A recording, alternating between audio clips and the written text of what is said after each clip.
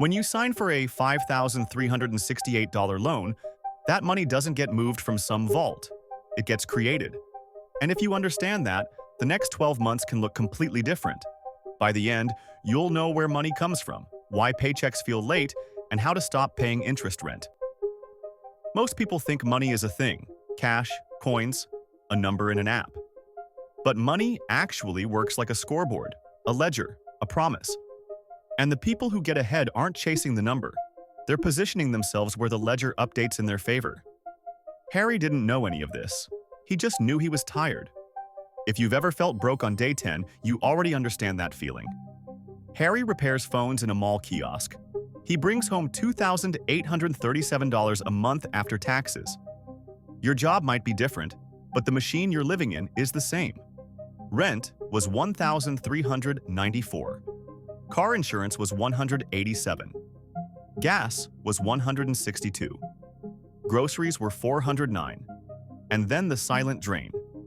Interest, 2 cards.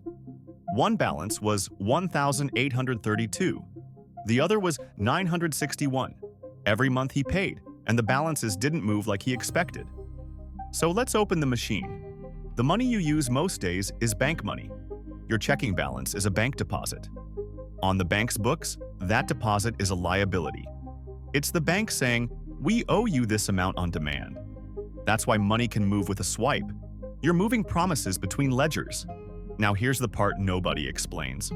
Banks don't just store promises, they manufacture them. In The Ascent of Money, Niall Ferguson shows how credit became the engine of the modern world. Credit isn't just borrowing. Credit is how new money is born. When a bank approves a loan, it doesn't take someone else's deposits and hand them to you. It creates a new deposit in your account. At the same moment, it records a loan on its side. 2 entries. 1 click, your balance rises, your debt rises. And that money exists because the ledger says it exists.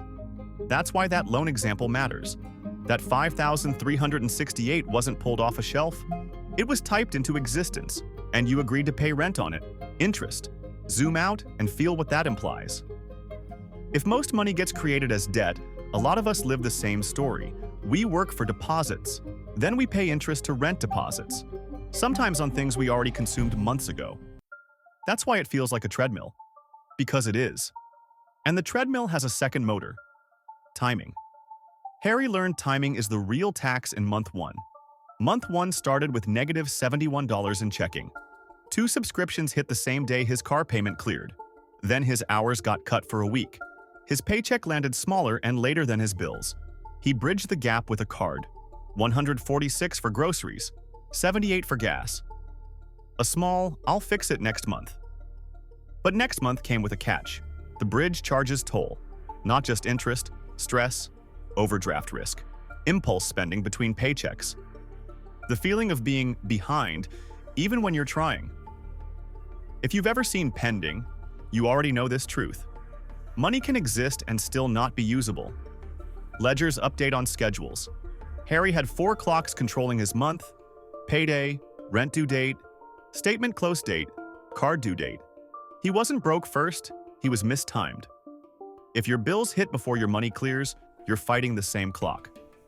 In The Psychology of Money, Morgan Housel keeps coming back to a simple point.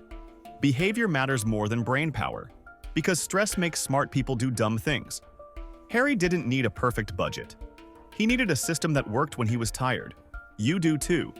So he built one tool, a map. He drew 3 columns on a notepad. He called it his 3-ledger map. Column 1, life, the real-world bills. Column 2, bank, when money becomes usable. Column 3, debt, anything that grows when he's late. Then he wrote down every date that mattered, not amounts, dates, rent due, payday, statement close, due date, renewals, because in the money system, dates are levers. And in 10 minutes, he saw the truth. He wasn't losing because he spent too much first. He was losing because he kept paying for bad timing, interest, fees, and the emotional cost of being one surprise away from chaos. So he changed one principle. He stopped trying to have more money, he started trying to own more time. If money is a ledger, then wealth is the ability to handle ledger updates without panic. The goal isn't a big balance. The goal is room. And room is created by controlling timing. Harry ran a 90-day experiment. He picked one bill day, the second business day after his paycheck landed. Every month, same day. On bill day, he paid only the month killers: rent, insurance, minimums, utilities. Everything else had to wait. To make that work, he used two containers: a bill container and a spend container, two accounts or two pockets inside one bank app. The point was separation. On payday night after dinner, he did one manual move, 8:40 at night. He moved $1,622 into the bill container. That number was his month killers plus a small cushion. And here's what changed. That bill container stopped being spendable in his head. It became already assigned. He stopped stealing from future Harry. You can build that same wall, even on a smaller income. Month 2 delivered the test. A car battery died. $239, right between clocks. Old Harry would have swiped the card. New Harry delayed for 48 hours, not to be cheap, to consult the map. He saw rent was protected, minimums were protected. He could pay for the battery out of the spend container without turning on the interest meter. That 48-hour pause didn't just save $239. It saved the habit of borrowing for every surprise. Now, we're at the part that flips the whole story. This is the reveal that makes the system make sense. Most people think banks lend money, but what banks really sell is access to time. They let you buy today with tomorrow's deposits, and they charge you rent. So the winning move isn't earn more first. The winning move is to become the person who holds the buffer, because the buffer turns you from a renter into an owner. In The Richest Man in Babylon, George Clason talked about paying yourself first. Most people treat that like a quote. But the mechanism is sharp. When you pay yourself first, you become the first creditor. You become the first claim on your own cash flow. Harry built that in a modern way. He didn't pay off a card overnight. He built a micro reserve. Every time he made a card payment, he also moved $11 into a reserve pocket. He did it for 13 payments, $143 total. That tiny reserve did something huge. It changed his position. Because reserves create options, and options are what rich people buy. If you've never had options, this is why money feels heavy. Month 4, he used that breathing room to change the debt terms. He moved his higher interest balance onto a lower rate offer. He wasn't chasing points. He was buying down rent.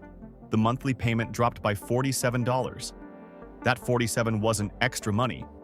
It was time he no longer rented. Month 6, his total card debt was down to $1,406. His reserve pocket was $307. Now bring this back to you.